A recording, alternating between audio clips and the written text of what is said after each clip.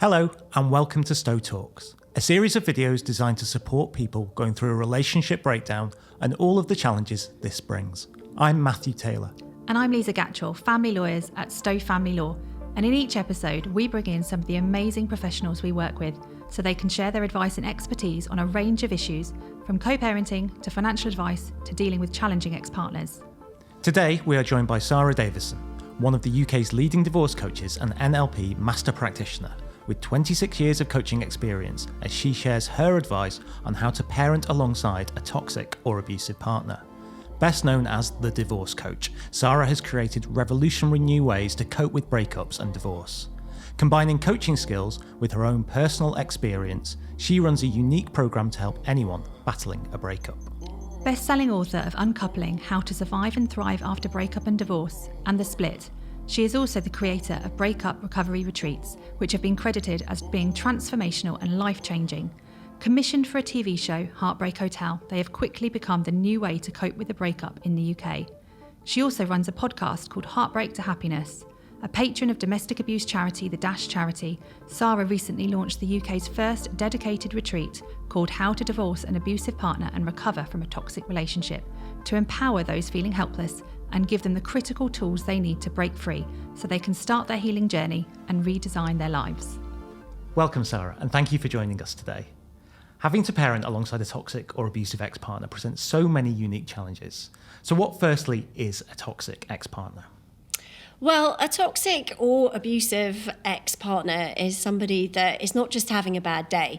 I think a lot of people don't even realise that they're in an abusive relationship. Quite often they think that things have just normalised over a period of time and that bad behaviour has become somewhat acceptable as it's minimalised. So I think it's a really good question to understand what is abuse and how do you recognise the signs? Because actually I have clients coming to me who don't even know that they're in toxic relationships, as I'm sure you do too. So it is really important to know that this is not your partner having a bad day. This is not an argument, because, you know, healthy relationships, there are arguments and disagreements, right? So this really is where there is ongoing toxic behaviour. So that could be lying, it could be gaslighting, which is a term that we hear a lot more these days. I'm really pleased to see that it is on television a lot more with dramas like Dr. Foster and those kind of things that have come out now, so shining a light on that. But gaslighting is confusing behaviour. So maybe saying something is a certain way when it wasn't, or taking a situation and twisting it so that the meaning is different, just leaving you feeling completely confused. So if you are feeling confused in a relationship, that could be gaslighting.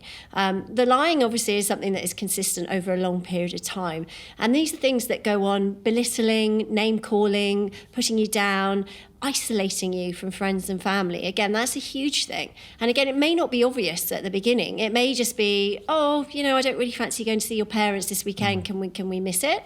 And then it might be over, a longer period of time that you still haven't actually gone to see your parents or connected with those friends.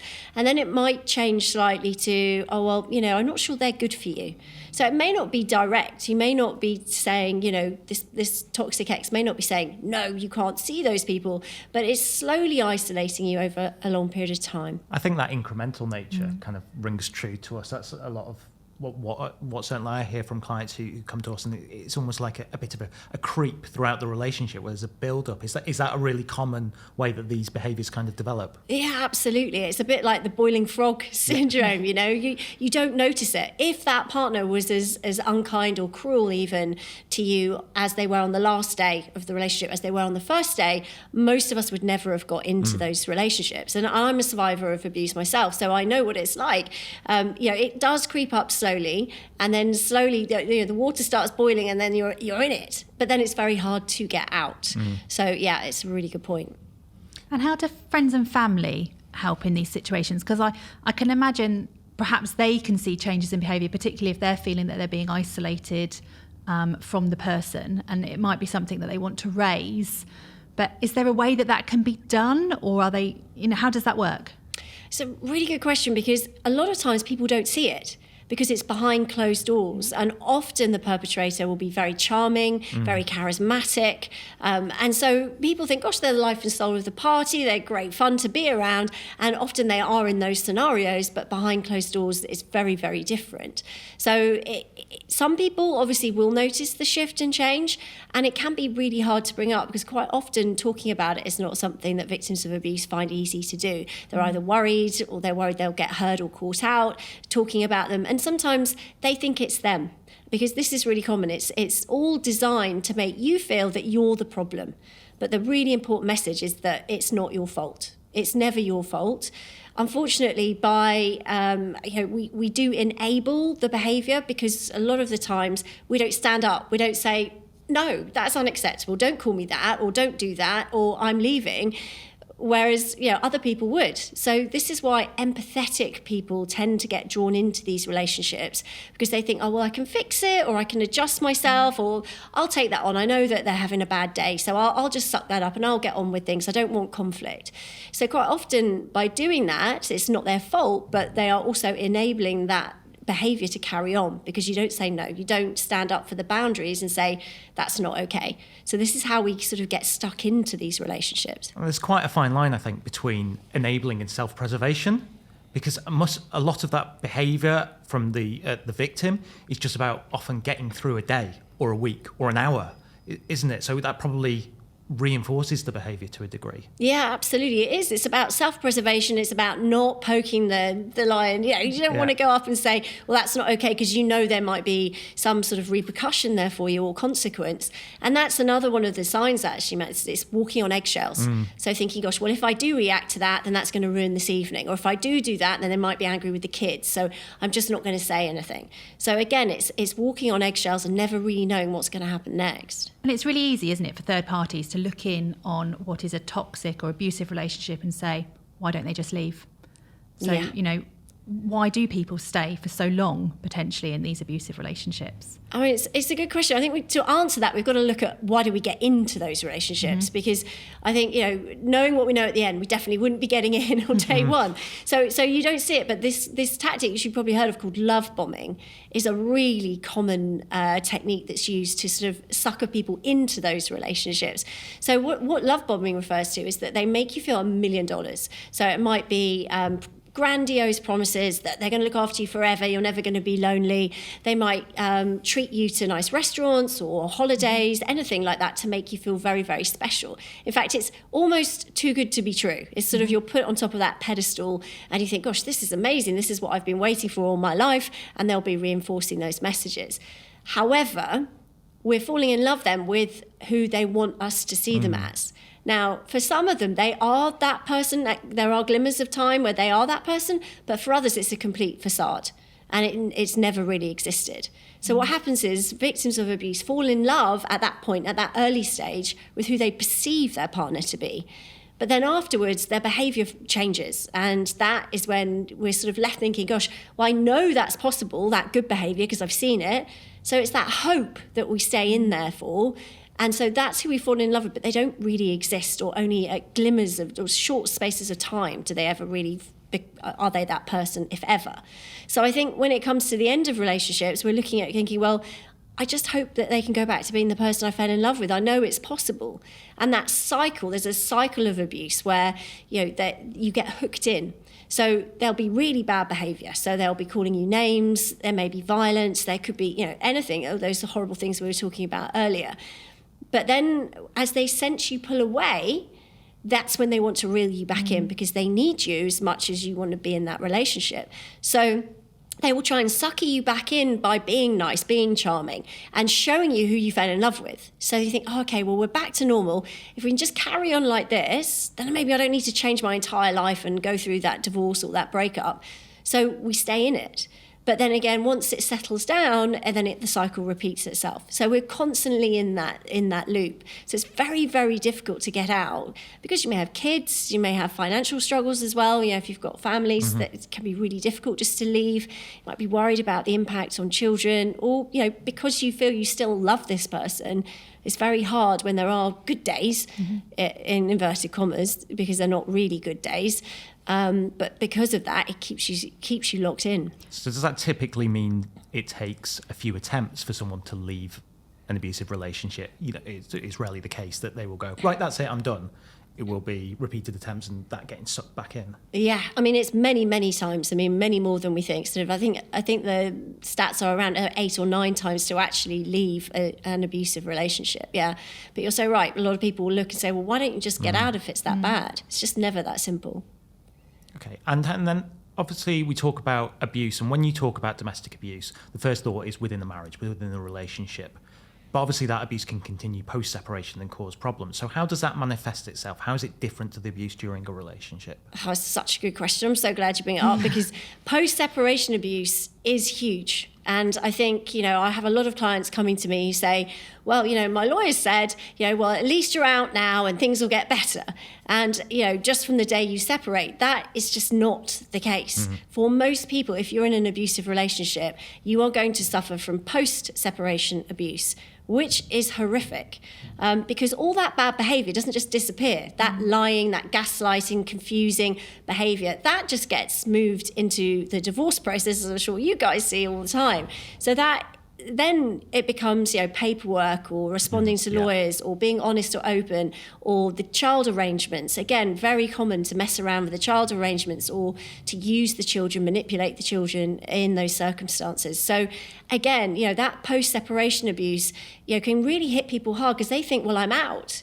But physical distance is one thing, but emotional torture that still happens, that emotional disassociation is very hard when you're getting letters through the lawyers that can be very, very controlling. And sometimes the lawyers become the mouthpiece for the abuse. So you feel like you're being attacked by even more people rather than just the one perpetrator. So what's your advice for somebody that is just going through a separation at the moment? They're looking at divorce proceedings. They've got an abusive or toxic ex-partner. How should they be approaching those proceedings? Yeah, again, a great question, because this is really important to know that it's going to be different. If your friends have gone through a divorce, and you'll have seen how difficult that was for them, and it was a healthy relationship. Now, a healthy relationship means there's still conflict, right? Yeah. You don't get many divorces without conflict. Definitely, we're all up on that. Exactly. But even the healthiest of relationships, there's going to be disagreements, okay? And so when I have clients going through a healthy relationship divorce, they might disagree over who gets the piano and how much time they spend with the kids, but they both want a fair outcome ultimately for both people, right? Whereas when you are divorcing a toxic person, then they want annihilation. That's it. Cause as much suffering, as much pain, and annihilate the other party at any cost, whether that's kids or finance or anything like that. So it's really important to know that it's going to be different to your friend's journey who had maybe a more amicable divorce, even though there were arguments. It is going to be different, and you do need to find a law firm like you guys who gets it, who understand that this is not going to be the normal run-of-the-mill divorce. They're going to be gaslighting on the paperwork. They're going to be throwing little grenades out to get your lawyers chasing up all sorts of things that are irrelevant. They're going to be very, very difficult, and they may well be hell-bent on getting their day in court, which again is very emotionally draining, and again can trigger a lot of the trauma. And Safe Lives recently released some research saying that over a third of people going through the family courts who were victims of abuse were re-traumatized by the family court system, which again is shocking. So I think, it's not just the financial cost of going through the family court system, it's also the emotional cost. So we really got to be clear and get support in place. So find somebody that can help support you, whether that's a domestic abuse charity or a coach like me who's trained to help people, or some of my coaches I've trained to help people through these situations. I think it's really, really important to get a team in place who understand what you're going to be dealing with so they can best support you. As a profession, what can we do to support clients that are in this situation? We've talked about some of the things that lawyers do wrong, but which is absolutely fair enough. But what can we take on board to assist our clients? Yeah, I think it's, number one would be to learn how to spot the signs. If someone is a victim of abuse, being aware that they may not even know that, as we mentioned earlier, they may not even know that they're a victim of abuse because it's become so normalised for them over the years. So again, spotting the signs of, controlling behaviour and, financial control obviously can be quite easy to spot. But there might be some less obvious signs where the victim just thinks it's all their fault all the time, and particularly low self-confidence. So looking out for that and then getting them the right support. Because you're lawyers, you're experts in the law, you're not experts in how to help someone through this difficult process, but find somebody who is to help and support your client through that. And also keeping up with the latest domestic abuse information and really just being on top of that like you guys do, I think is really important. I think there's quite a common trait in abuse victims, as far as I see it, is that they will hear the advice and listen to what I'm saying, but if their ex tells them something, they will be convinced that is true. And I completely understand why. And I'll have conversations with clients which are, okay, well, I'm telling you this, and your ex, who has been awful to you and you tell me is awful, is telling you this. Why are you listening to what your ex-partner says rather than me? Yeah. Is that quite a common thing, that kind of defaulting to following their lead on what they say? Because I find that crops up quite a lot. Yeah, that's really perceptive, Matt, because what happens is we become very dependent on them because they are, always quashing our own instinct. So when we're saying things like, well, I think this, no, you must be mistaken. So very quickly victims of abuse learn never to trust their own instinct. So they lose touch with that. And they've been trained over many, many years in a lot of these cases just to do as they're told. So they lose the ability to, you can definitely get that back, and that's what I work with clients on, but they lose the ability to tap into that instinct and trust their own opinion. Yeah. So I think working on their self-reliance and decision-making, I always call their instinct it's like a burglar alarm system, your internal burglar alarm system. And what you'll find is most of those victims of abuse will pay more attention when their house alarm is going off than they will when their own internal burglar alarm is going off, saying, don't do that. But they're like, no, I'm not going to listen to that because they've been programmed that way. So yeah, it's really, really common. But again, that's where a good coach or a good support worker from a domestic abuse charity can really do some work there to help them shift. And it is literally about getting what I call the gameplay checklist, which is basically a list of all the behaviours, the tactics that perpetrators will use. So going back to lying and walking on eggshells, making you feel uncomfortable, making you doubt yourself, all those different symptoms and experiences that you'll have when you're having a conversation or being affected maybe by an email from an ex. So how it works is, instead of getting engaged with what your ex might be saying, and going off on down a rabbit hole chasing the distraction, what they'll be doing, the client will be then looking at the list going, okay, that's a distraction tactic, tick. Okay, that's a lie, tick. Okay, that's confusing, right, tick. Oh, that's making me doubt myself, tick. So instead of going off and getting upset and questioning and asking what I call those hamster wheel questions, like what's going on here, what's wrong with me, why am I confused, they're actually just disassociating emotionally and being able to tick it off, which has two big benefits. Number one, emotionally, they're learning to take their control back and regulate their own emotions. But number two, they're actually learning a lot about their ex, so they can spot the signs, which for your clients is going to be super important, because most people who have been in toxic relationships will come out, go, okay, I'm out of that one eventually, and then go straight back into something that is very, very similar because they haven't learned to spot the signs. And again, for clients, it's really important that we give them the safety net to understand that, learning to trust again is not about giving your trust to other people. It's about learning to trust yourself, that you can make a better decision about who you're going to get into a relationship with. So this gameplay checklist will actually educate clients as they go. How would you say that it's different from counselling? I know, so you're a divorce coach. We hear a lot about coaching and counselling. Just so for anybody out there that might have had a family member, a friend, a professional say that you need some sort of counselling or coaching, what is the difference between those two things? Yeah, it's a great question. And I suppose, I always a bit reticent on answering this question because everybody's different. So we've got some, amazing counsellors, amazing therapists and great coaches too. So but everyone has their own styles. But if we're going to generalise, counselling and therapy are less directional. So you can't, so with a coach, so what I can do is I can say, well, how about try this and do this and give an action plan at the end of every single session with each client so that they go away with ideas. I explain to them how they can dial down some of those negative emotions and and take their power back.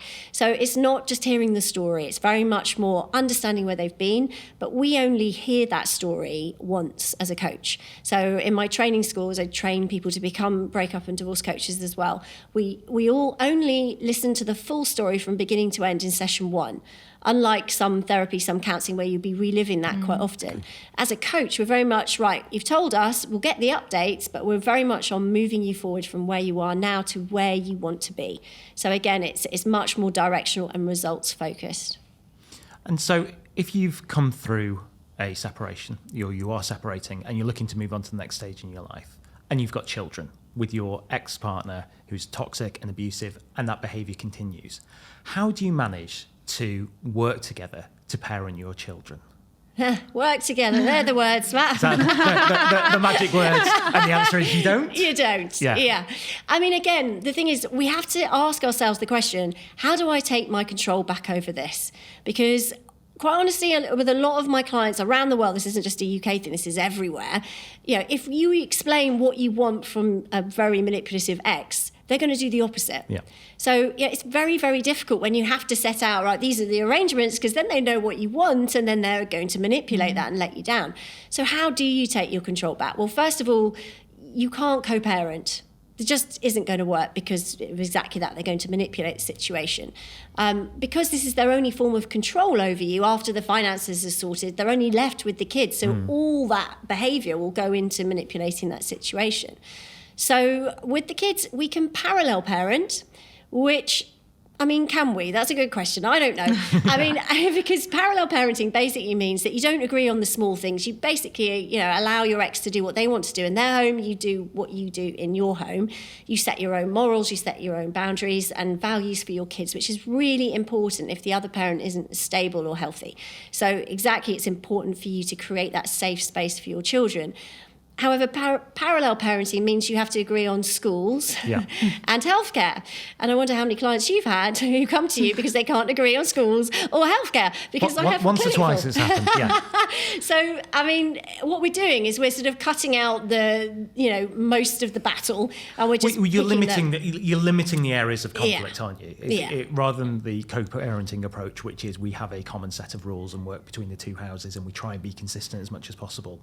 I suppose if you're not arguing about staying up late, kids playing Xbox too much, you've still got big disputes, don't you? But I suppose it limits the amount that you have to engage with your ex when they are toxic. Is that not difficult for them to give up some of that control as well as parents? Because working with some clients, they want to know what the other person's, and not necessarily an abusive, ex-partner, but they want to know that the rules are the same in both houses, that the children go to, they're distraught if the children are staying up at 9 o'clock there when they go to bed at 7:30 here, or, they don't do their homework on Tuesday and Thursdays because that's the day when they do their homework with them.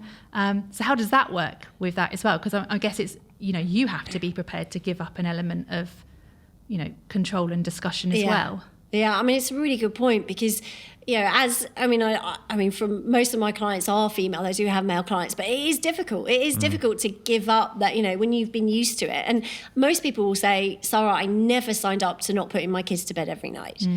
Both sides. Nobody has kids to then say, well, I'll see you once every, 7 days. It's just not how we get into the relationship. So there is a period of adjustment, and it can be really hard for some people more than others. And again, that's where a good coach comes in, because it's all about focusing back on them and what do they want from to help them balance that, because we can't control what the ex is doing. So actually what it is wasted energy, because if you're saying, oh look, please can you put them to bed, but maybe they don't get back from work till 7 or 8 o'clock, so they want that extra time. If it's a healthy relationship, it might be just doing it because they want to connect with their kids. So again, there's a lot of work that we can do behind the scenes there to help people sort of rebalance, and just after being with the kids for so long and then changing that routine, it is a big adjustment. And I think it's one of the hardest adjustments with divorce is for both sides is how do you handle not seeing your kids, and what do you do with yourself in that time? But there are lots of things you can do, and you can be work on yourself and create lots of opportunities so you're a better parent when your kids are around as well. Yeah, you need to develop that dual focus. Instead of being a constant, you're always a parent, you're always there for them, but you're not such an active parent during those periods, and you need to be able to replace that, I think, to give yourself another focus, because otherwise I find that clients, you fixate on what's happening when you're not Yeah. there. And that must be especially difficult in an abusive relationship. I was wondering what the difficulty must be is what happens if the children start to come back from the ex-partner's house and saying, Daddy doesn't do this, or Mummy doesn't do this, or you start to recognise some of those behaviours repeating. How do you deal with that with your clients when they are seeing sort of echoes of the behaviours from their ex-partner? Yeah, that is a really good point, and it's really scary as a victim of abuse to have your child still going to that household. Now, it's really important that your child has a good relationship with both parents, as long as it is safe to do so. Okay, so that's the most important thing, as long as it's safe. If it's not safe, then obviously you don't want your child going somewhere they don't feel safe either. However, bad-mouthing your ex is a big no-no, and so there's really fine lines, and I work really carefully with a lot of my clients on this because it is a very difficult area when the children are coming back and reacting in a certain way. The easy thing to say is, oh, you're just like your other parent, which is not how to handle this. Having your own values and morals and behaviour code in your house is really important. And then by contrast, your child will see when they go to the other parent, okay, when I go to that house, there's shouting and bullying. But when I'm in this house, there's no shouting. It's not allowed. There's no bullying. There's no lying. Lying is a big no-no. And then hopefully your friends and your family will reinforce that as well. So that, on this side, you've got all these morals and behaviours, how you would like to shape your child ideally. And when they go to the other parent, instead of saying, well, when you're there, I know you see all this, they're just experiencing it and they know it's not right. So as they grow up, they've got a very safe, stable basis from you. And in fact, a lot of parents will be super worried about this and they'll say, sorry, but how are they going to grow up? Kids only need one healthy, sane parent who gives them unconditional love. They only need one. And that's been proven time and time again. So again, it's not about jumping on and criticising. It's about rewarding for the positive behaviour, rewarding for the kindness, for the empathy, the things that the perpetrator will not have. And then, making sure that they recognise those traits is super important. Like even more important than algebra. Like if you're kind. Surely not. Yes, I'm afraid so. Yeah, absolutely. We just had every maths teacher turn off. But I think that's a really good point about positive behaviour reinforcement. It is focusing on the positives but that must be tricky after such a negative experience to be able to have a positive outlook. And it sounds like you've got a positive outlook, having been through your own experiences. Yeah. I mean, that must be incredibly challenging and must take, I would imagine, a fair amount of time to get to that point. It can do, but it is about a decision. It's a decision to say, I am not going to let that affect me or impact the rest of my life.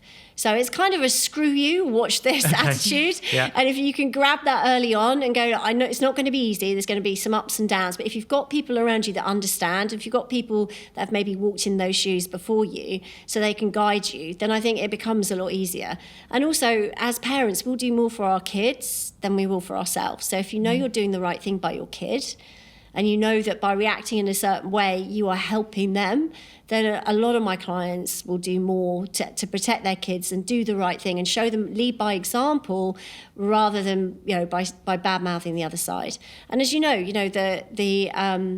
the bad-mouthing or any of that can be completely taken out of context. And, parental alienation is being weaponised by some law firms against victims of abuse. So, again, clients have got to be super, super careful because in some cases the family courts are just not fit for purpose and what's happening is just horrendous for victims of abuse. So what is the best process then? If the mediation tends to be a no-no as far as I'm concerned with abuse victims. Maybe I'm wrong on that. So the instinct is say, well, if we can't sort things directly and they're being ridiculous, we're going to need court proceedings. But you're absolutely right that in some respects the family court has not historically, I think, slowly improving, but it's not been a great situation for abuse victims and it can be used as a tool of continued abuse by the perpetrator. Yeah. So what methods do you advise as being most appropriate for people trying to sort out arrangements for children with an abusive ex-partner? I wish there was an answer for that. I really do. How I see it is that your average mediation is not going to work because you're and having done it, I was advised to go through it, so I've done it. Right. And it was hell. Yeah. And mediation just isn't set up for that. And also, mediators aren't experts in spotting the signs of abuse, even though some of them are pretty good at it. Most of them probably won't, and it's not their main focus. But it is super important that you don't put a victim in abuse in that sort of triangular situation, because in those situations like mediation, the perpetrator will perform, and they will be very charismatic and very understanding, and the mediator won't even pick up on that look or the tonality. It can just be the way they say a certain word that the victim will feel. So again, yes, you're right. I don't think that normal mediation would work. However, we have shuttle mediation. We have a hybrid now, which That's actually becoming more and more popular. Yeah, and to be honest, it's not the perfect solution either. But going to the family court, which in my podcast I just call the casino, you may as well forget court. It's such a lottery on, I remember being shocked when I went in and my lawyer said to me, "Oh, good, we've got this judge," or "Oh no, we've got this judge." I'm like, hang on, surely it's not dependent on the judge, it's dependent on my case. But no, there's so many moving parts, so many different innate biases that are in that system, and court experts don't get me started there. So, I just think that is not fit for purpose for victims of abuse. And whilst it's encouraging to hear you see slow improvements, there just are not enough, and most people are coming out in a lot worse situation, not just financially because it's very expensive, but also the emotional abuse from going up against a barrister, say, in the box of your perpetrator is just, it is, it's serious trauma that is being caused to victims. So I think, in answer to your question, probably there is no good solution. If you can get into like a hybrid mediation and try that out, I think that might be best for the your emotional state of mind. But again, are you going to get the fairest answer from that? Is still hoping that everyone's going to agree on some level. And most perpetrators will want their day in court. That's what they'll want. So you won't have a lot of choice. You are quite limited. I think hybrid mediation, and just to unpick that slightly, that's lawyer-assisted mediation. So it's yourself. It's not the traditional mediation of parties in the room with a neutral third party. And it's really interesting what you say about tonality on comments and the little triggers. Hybrid mediation, you bring your lawyer in, so you've got your kind of team and your backup, but it's still trying to sort things out between yourselves. So I guess you're less, I quite like the casino analogy, less of the spin of the roulette wheel. Yeah. It's difficult, isn't it? Because the law is, in this country, very subjective. So when we talk about financial settlements, we talk about fairness. When we talk about child arrangements, we talk about the welfare of the child. Now, what's fair and what's in a child's welfare? I'm sure the three of us here could have potentially very different views on that. And certainly I always say to clients, if we go to court, it will depend on what the judges, what their personal experience has been, the cases that they've dealt with. They will form a view, and ultimately you're putting your future and your child's future and your financial circumstances into the hands of a third party. And there isn't any guarantee with it. So I completely understand what you're saying when you say it is a bit of a casino and a bit of a lottery, because there's just no guarantees. And there's also no compulsory training for any legal professional in domestic abuse. So when you've got judges or barristers or even lawyers talking about these things, if they don't understand it, then that charismatic person in the box compared to the victim of abuse who's shaking, maybe is a bit angry because everything she's said or done, or not always she, but majority, has been twisted, so that make her look in a certain way. Again, it just, if they don't understand this, which they don't, and you've got experts going in there who aren't qualified in this either, it's a big mess. It's a big mess, but it's lives we're messing with. And I think that's where the trauma statistics are coming from, that it's, decisions are made that are, reprehensible, and things are going on that shouldn't in this day and age. So what do you think are is there anything that you'd like to see changed, whether it's in the court system or wider in society or whatever it may be? What things do you think would need to change to make for better outcomes for abuse victims? I think compulsory domestic abuse training regularly every year to be updated for all legal professionals is essential. But I don't think you're going to change some of the deep-rooted beliefs of some people in that system just from a day's training.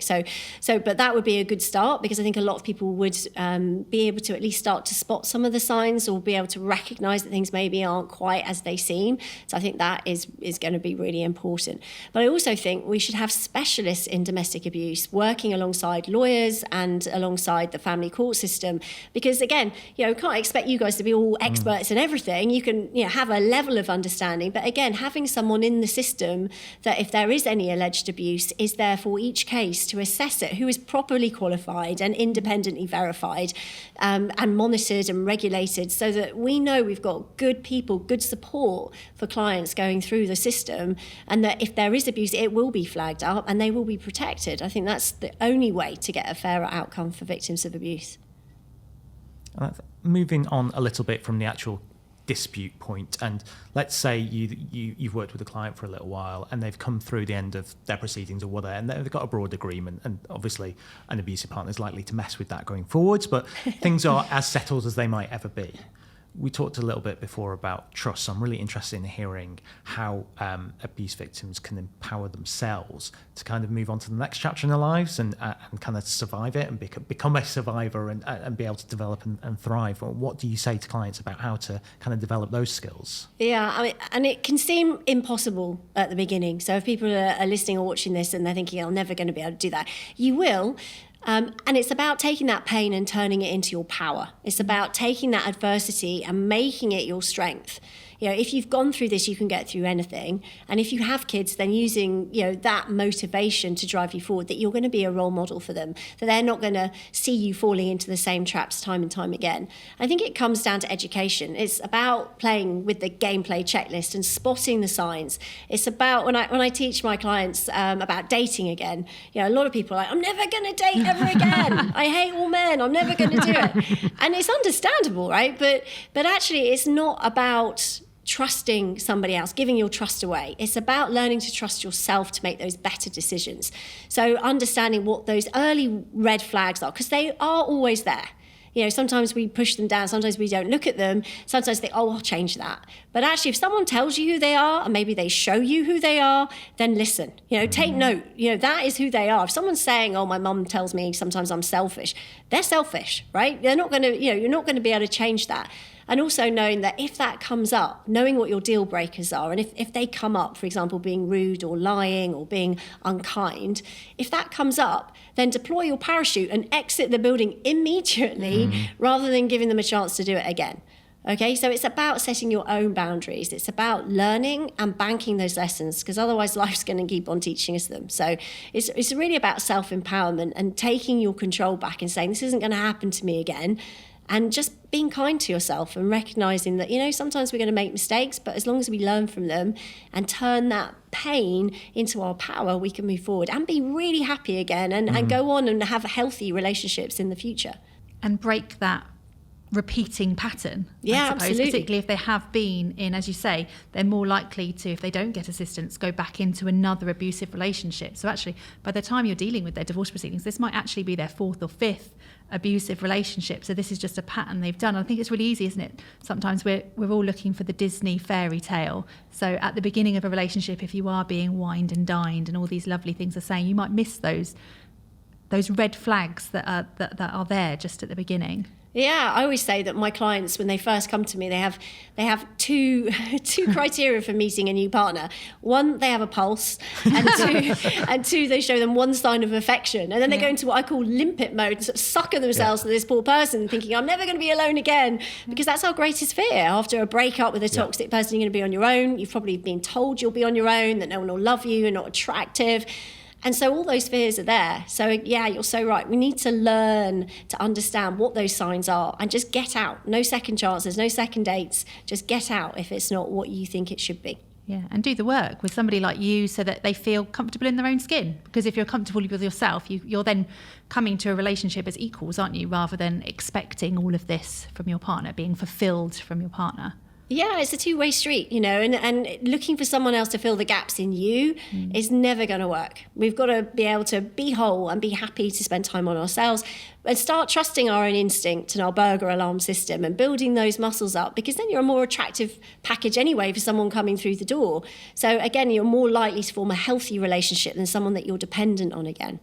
Thank you so much, Sara, for joining us. Thanks for having me. You can find out more about all the work that Sara does, supporting people going through a relationship breakdown, at her website, saradavison.com. If you're at any immediate risk from domestic abuse, please call the police. You can also access help and support from the 24-hour National Domestic Abuse Helpline on 0808 2000 24/7. Please do reach out for help if you need it. In our next episode, we'll be joined by the divorce doctor, Dr. Sue Palmer-Conn, as we look at the issues faced by women and their partners as they deal with divorce or separation during the menopause. So that's it for this episode of Stowe Talks. Thanks for joining us. We hope you found it helpful and informative. If you would like more information on future videos, our podcast series and programme of webinars, head over to stowetalks.co.uk, where you can sign up for our email list, as well as check out our previous episodes and forthcoming events. And please do rate, like, share and review where you can. Thank you, and see you next time.